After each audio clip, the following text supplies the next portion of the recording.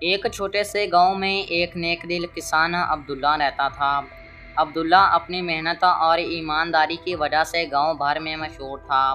اس کا اصول تھا کہ جو بھی اس کے پاس مدد مانگنے آتا وہ اپنی استطاعت کے مطابق اس کی مدد کرتا۔ ایک دن عبداللہ اپنی کھیتوں میں کام کر رہا تھا کہ اس نے ایک زخمی پرندے کو دیکھا جو زمین پر گرا ہوا تھا۔ عبداللہ نے فوراً پرندے کو اٹھایا، اس کا علاج کیا اور اس کی دیکھ بھال کی جب تک وہ ٹھیک نہ ہو گیا۔ پرندہ ٹھیک ہوتے ہی اڑ گیا، مگر عبداللہ نے اس کی مزید پرواہ نہیں کی اور اپنی زندگی میں مصروف ہو گیا۔ کچھ عرصے بعد گاؤں میں قحط پڑ گیا اور لوگوں کے پاس کھانے پینے کی چیزیں ختم ہونے لگیں۔ عبداللہ بھی اس صورتحال سے متاثر ہوا اور اس کی جمع پونجی ختم ہو گئی۔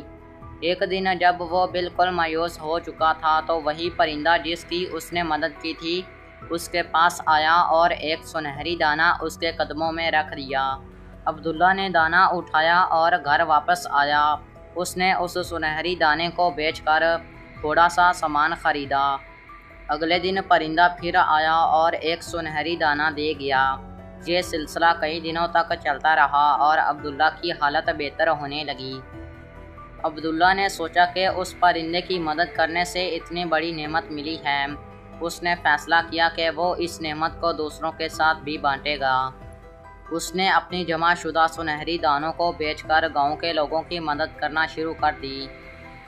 یوں گاؤں میں خوشحالی واپس آ گئی اور عبداللہ کی نیکی اور سخاوت کی مثال ہر طرف پھیل گئی۔